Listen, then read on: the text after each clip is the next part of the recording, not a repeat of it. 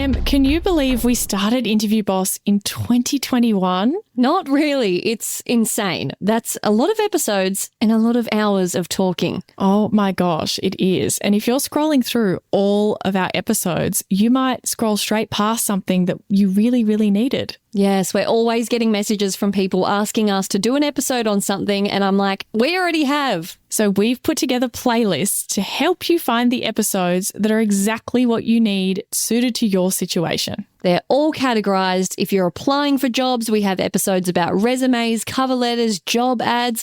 If you've been offered your dream job, we have episodes on resigning, exit interviews, and how to impress at your new company. And we even have a very special playlist that's very popular for if you have an interview coming up immediately and you need just our most recommended hard-hitting episodes between now and then. For all our last-minute listeners. It's all there for you. You can browse by category and check out all the playlists at interviewboss.com.au/podcast. Honestly, when I was younger, I didn't love school. I loved playing sport.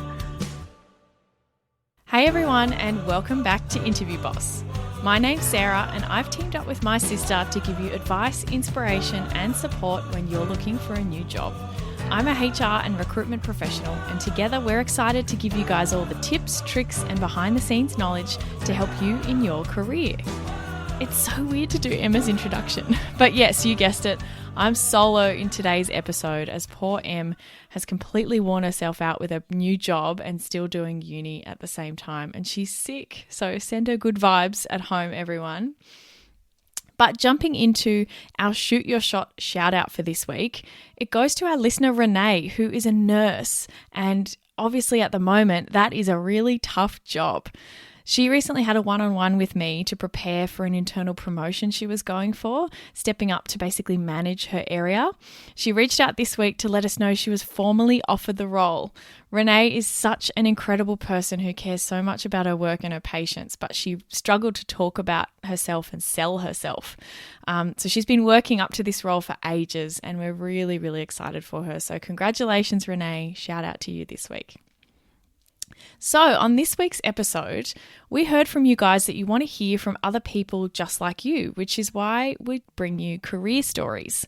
So we think that even if you're in a completely different area, stage of your life, different country, there's still a lot that you can learn by listening to how someone else has gotten to where they are in their career and how they've made their decisions.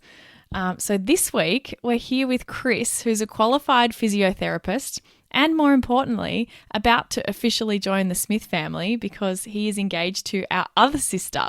So welcome, Chris. Thanks so much for coming on the show. Hi, Sarah. Thanks for having me. Looking forward to being here and spending some time to have a chat. I hear you're a huge fan of the podcast too. You've listened to a couple of episodes. Is that right? I have. It's fantastic. Gives me lots of little tips and tricks to keep me on my toes. So thanks for all the advice. Awesome. So let's kick it off. As a kid, what did you want to be when you grew up, growing up in Griffith? Yes. So originally from Griffith, growing up out in regional New South Wales, I was probably quite lucky that when I was younger, I always knew what I wanted to be, and that was a physiotherapist. You're one of those annoying people who always had the childhood dream. So I was quite lucky, obviously, knowing that I wanted to do physio, and I suppose, as many physios probably say, that they had a really big interest in playing sport when they were younger, and I did indeed. And what were your sports? And when mostly soccer, but I really loved any sport. So whatever got me outside was always fantastic. And I remember being a kid and having niggles or injuries from sport, and I would beg my mum to take me down to the physio, and she was like, no, knowing how expensive it could be. But it's definitely something that I've always wanted to do. And I do remember being a kid when I was about 15 years old, and I actually had an interview at Bunnings, and they asked me what I wanted to do when I was older. And I actually told them that I wanted to be a physio. And I now later realise why I didn't get the job. Bunnings were like, you meant to lie. Exactly. So I've definitely learned a lot of things as time's gone on, and your podcast obviously helps with that. You're still a bit cut about Bunnings not giving you a shot back then? That's right. Couldn't nail the job Shout at out to Bunnings, but look, persistence, and I've moved on and gone on to better things, I'd say. Awesome. So I guess choosing all your kind of high school subjects and choosing what to go into in uni, that was all really set, knowing that physio was your thing. So I'm assuming you kind of did science subjects and bio and things like that. That's what one would assume, Sarah, but this is not actually how it went down. At school, and honestly, when I was younger, I didn't love school. I loved playing sport. Doing study wasn't my priority at that time, particularly probably in my early teens. But as I got older, I decided that I didn't want to do a trade, and I really wanted to do physio. So that's when I really decided to kick my bum into gear and to study hard and try to get the results to get into physio. So when did that kind of happen? Was that like year 11, 12, like right at the end, thinking, oh shit, I better get these marks up? I probably didn't quite leave it that late. I think it was in year 10 when we were sort of picking our final subject. Yeah, so that's when I decided that I really need to start to work much harder. Otherwise, this goal's not going to be a reality. Oh, nice. Okay, cool. And how did you find your degree when you actually got there? Was it what you wanted it to be? Was it a shock? Was it easy? It was definitely challenging. Lots of science, as you would expect. Anatomy, biology, chemistry, but and particularly chemistry and physics. They're not subjects that I enjoyed at school, but I've later found that studying them at uni, when I was actually motivated to learn, that I actually quite enjoyed them. So that was when it's relevant to what you're actually going to practice in the future. Yeah, exactly. So, but apart from that, like I said, the degree was quite challenging, but I found that I had that interest and that desire to learn the topics, and that made it much easier. And apart from that, moving to the south coast of New South Wales, which is such a beautiful spot, and where I still live now, it's the just big been smoke, incredible. Yeah, the big smoke, and meeting your sister. So yeah, that's right. Very blessed with that. You met in a class at uni, right? Weren't you lab partners? That's right. So we were chemistry lab partners in Chem 101, and she thinks that it was fate, but I had scoped her out, and I wanted to sit next to her. So that's how it went down, and the rest is history, I suppose. So a bit of a common theme in your life so far is that nothing happens by accident. You can put it that way. It's all part of the plan. It's all part of the plan. That's right. Love it. And so how long was your degree? Were you 3-4 years? Did you have to do postgrad? Yep. So I did a total of 5 years study. So I did a 3-year degree in exercise science. That was an undergraduate, and I did that at Wollongong. And then I followed that up by a master's in physiotherapy, and I did that at UTS in Sydney.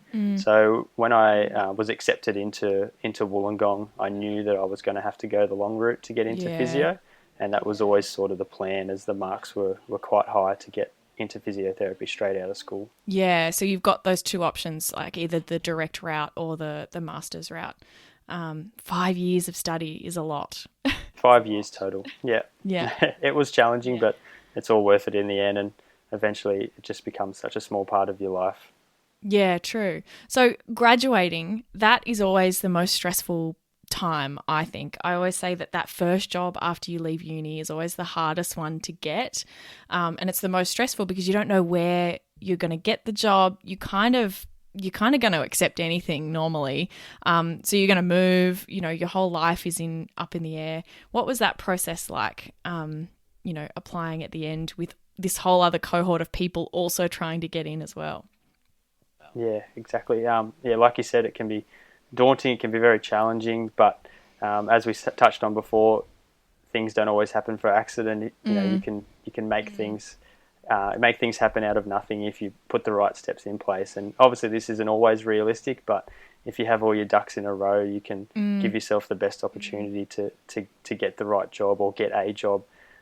So that's something that I worked towards in the few years before I graduated, and I put myself out there and I did some free observation work for physiotherapy practices around my area. Bit of networking. So that was obviously a bit of networking. obviously a really good way that I could allow people, or physiotherapists for that matter, get to know me. And in addition to this, I actually did some sports coverage work. So that's where we actually look after sporting teams within the community and do some strapping and some massage and some injury management. So that was a really good way that I could get myself into the career and like skills. I said, get some skills and do a little bit of networking. So that worked out really well. And that's, I think, one of my biggest pieces of advice, you know, while you're at uni. I mean, Emma's just done it with her radio gig that she's landed. If you can have a casual job or a part-time job while you're studying, I mean, you know, the money always helps as well to support yourself in an area, or at least that's somehow related to those skills. You're so much better prepared when you actually graduate compared to someone who just has the degree. You've got some hands-on skills at least, you know, and you've got some sporting teams that you've worked with in the local area, people that can recommend you, refer you, that kind of thing, some references. So yeah, it's a great way to do it. If someone out there's listening is thinking that they want to be a physio, but they're maybe not as sure as you were, how would they know that it's right for them? What do you think is the kind of person who would really love to be a physio? I think someone that generally enjoys being around people. I think that's really important, because at the end of the day, when you do start the career, you're constantly surrounded by people. That's what your job is. It's interacting with people and interacting with clients. So maybe if you don't enjoy being around people, sometimes you might enjoy just your own time or working at a desk, then physio may not be the right option. But I have to admit that physio has a lot to offer, because there's many different disciplines that you can work in. So often people just think that, you know, we're sports physios and we look after sporting teams, but you can also go down other pathways and work with people with neurological disorders, or work with people that have cardiorespiratory issues, or even with people with disabilities. So there's plenty of different options once you get into the field. And I think that's one of the great things. My housemate's actually pelvic physio and specialises in that area. So yeah, really niche, but something that you can really narrow down if that's what you're interested in. Yeah, cool. What's the best part and what's the worst part about being a physio?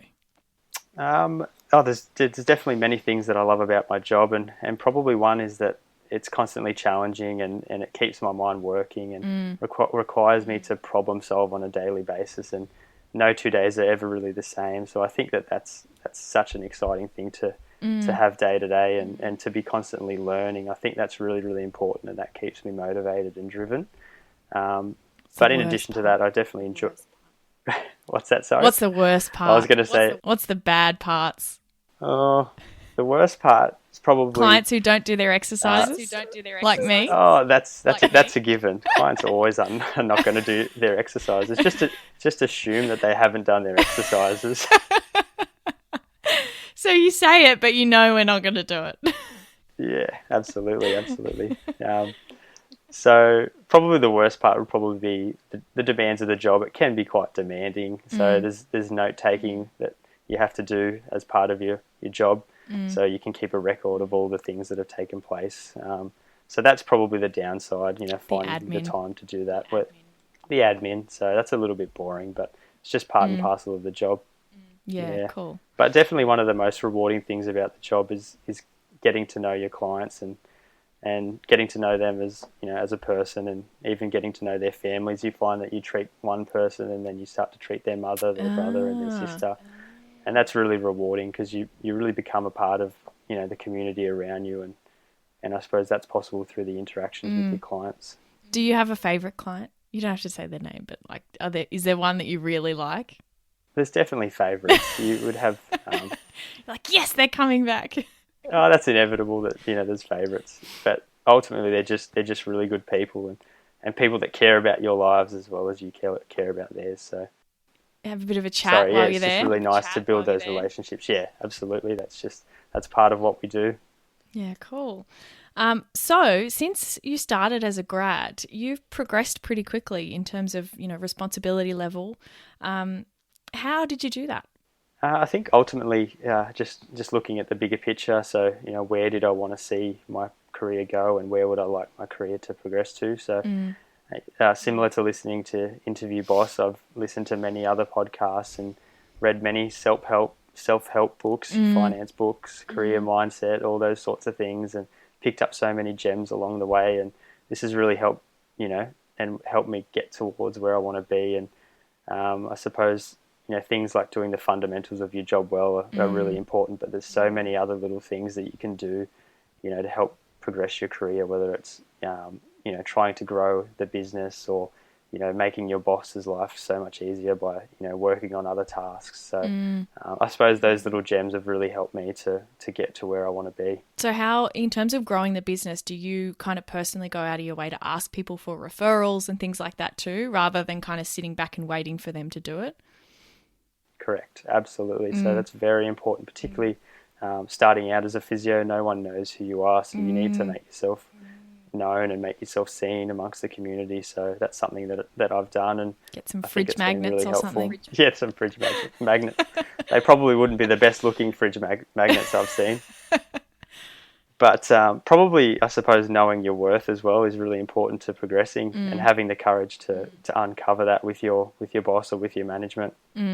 Yeah, once you've put in that extra work, right, of actually, stepping up and asking for that. Yeah, I always think my biggest piece of advice to people who want to progress is you've got to do 110% in your current job before you're going to get put up more responsibility. You can't be just doing the bare minimum of what's expected of you and then go, I want more money, more responsibility, better kind of, management experience, that kind of thing. You have to be outperforming in what you're currently doing first. So yeah, definitely agree with that. So what would be your piece of advice to new grads starting out in physio? Maybe they're in, studying at the moment or in their first year out. I think that if possible, any job is better than no job. But if you you have an option of jobs available, I think that looking to where you're going to gain the best knowledge and gain the best skills. So worrying more about the education and whether it's a business that's going to provide you with some mentoring time or they do regular information and education sessions. I think that that's really important. So it's not about the money initially. Just worry about becoming the best therapist that you can. And then you can get the money later, right? Because if you don't have the education first, you can't kind of cash in on that later. Cool. So where to next? What's the dream? Is it, Chris's own physio practice? Chris and Co. Chris and Co. Chris and Annie. No, but you can do physio and X-ray. Yeah, that's right. Ultimately, I'd love to be a business owner. I've always been a natural leader, and that probably came through my sporting experiences when I was younger. But I love the idea of managing a team, and I care about the staff around me and the people around me, and like I said, the direction of the business. And I feel this is something that I can really develop into, and whether that's something I do on my own or with someone else, it's yet to be determined. But I'm definitely happy to bide my time at the moment, ensure that I'm ready to take that step. So awesome. That's definitely where I'm looking to go. Nothing happens by accident. That's the master plan. That's right. But hopefully in the next few years, I'd love to go to either the Commonwealth Games or the Olympic Games, and I think that'd be an amazing experience. So yeah, that's awesome. Cool. So what's one final piece of advice for our listeners? Could be anything, job search related, your favourite self-help book or kind of motivation success book that you've picked up. What are you going to leave everyone with? It's quite interesting that you ask. Probably my biggest piece of advice at the moment would be based on our current experience with Annie and I, getting married, is that you don't quite realise how expensive it is until you actually do it. So maybe eloping is the right option. Save your pennies. Don't have a big family. Save your pennies. Don't have a big family. As you know, you guys have a massive family, and I've got a large Italian family, so we're stuck between a rock and a hard place right now. But it's all good. It'll all be worth it. Yeah, that's right. I think that anyone who's in that same situation can definitely relate, I'm sure, of the expenses of that. So what about a piece of non-wedding related advice for our listeners? Probably just to touch on what I mentioned before, I think knowing your worth is really important, and that if you work really hard and you perform, if you perform really well, I think you need to make it known, and the opportunities may be endless from there. So, love that. Boom. It's so hard to have those conversations though. Like, have you found that difficult, when you're thinking, oh shit, am I even that good? Like, do I really deserve to be asking for more responsibility, more money, those kinds of things? I think the right vibes need to be there. I think you need to have those feelings that it's warranted. Otherwise, you may get kicked back. But if you're excelling or if you're doing really well, I think you need to attack that opportunity. Get the results first and then ask. Yeah, absolutely. So there was some awesome pearls of wisdom from Chris there. So Chris, where can our listeners find you? Give a plug. No worries at all. So our company's name is U Physiotherapy and Clinical Pilates, and that's U with the letter U. So you can find us on Facebook or Instagram, or you can just Google search our website, so U Physio. Awesome. In the South Coast in Australia. That's right. So we're located in Wollongong, and we've got 2 practices. Cool. So come and see Chris for real. If you're that, that kid playing sport and you're begging your mum to take you to the physio, go and see Chris. Beautiful. Cool. Well, thank you so much for coming on the show. Hit us up, guys, if you want to hear a career story from someone in your particular industry, talking about, their advice for success, how they went through uni, how they knew that the role was right for them as well. And thank you to Chris for jumping on as our special guest this week. See you, Chris. Thanks so much, Sarah.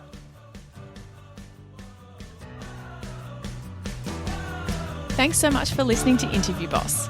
If you like hearing the sound of our voices, hit that follow button in Apple or on Spotify, or better yet, tell someone about the show. That's how we hit the charts and how we can help even more people. For more advice, inspiration, and a supportive community, check us out on Instagram @InterviewBoss.